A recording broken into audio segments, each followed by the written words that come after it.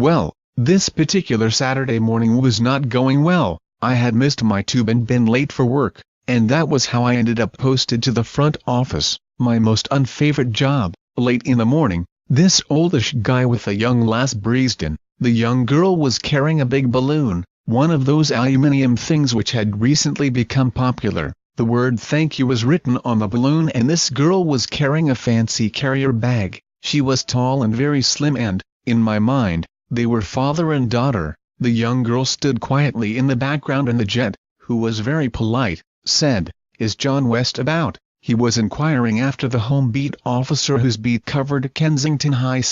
West was a good guy who helped out a lot of people on his beat. I had seen John leave the station about an hour earlier. "No, he's on his beat, sir," I said. "Well, do you think you could call him back in?"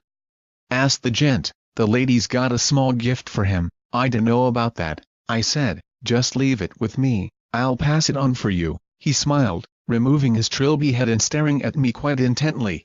Bit odd, I thought, but I soldiered on. I sensed that he was a bit bewildered by my reaction, and he looked a bit surprised. "No, officer," he said, "we really would very much like to pass the gift on personally." "Well, that's as may be," I replied, "but he might not be about. Give the bag to me and I'll make sure he gets it." I was aware the lass stood behind him was giggling, but this gent carried on. "You're not having a good day, are you, officer?"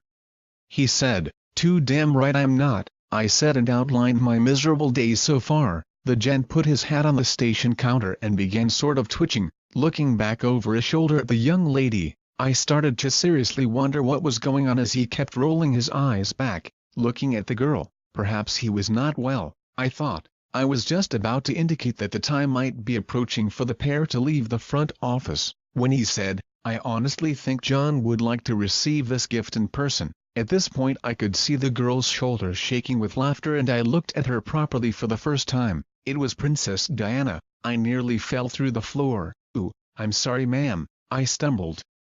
"Never mind," she replied. "Doesn't happen often, but jolly funny when it does." Westy was hastily summoned and arrived to collect his gift. It turned out he had fended off some overzealous traffic warden in the high street. I will never forget the day I met the most famous woman in the world and didn't even recognize her. John rang his mum from the writing room at the Nick that morning, saying, "Guess who I've just met, Mum?" John and his missus still have the aluminium balloon that Princess Diana brought as a thank you gift for him. Those were the days. I was 36 at the time, before mobile phones, but I wouldn't have had the bottle to ask for a photo after blanking her. However, the bosses, when they stopped laughing, said I should have got her to sign the Kensington station office book as a visiting VIP. At that point only Diana's nearest and dearest would have known that her life wasn't such a bed of roses and that it had not turned out to be all she hoped for. Yet she had done something nice and kind to make a gesture to John, her local bobby,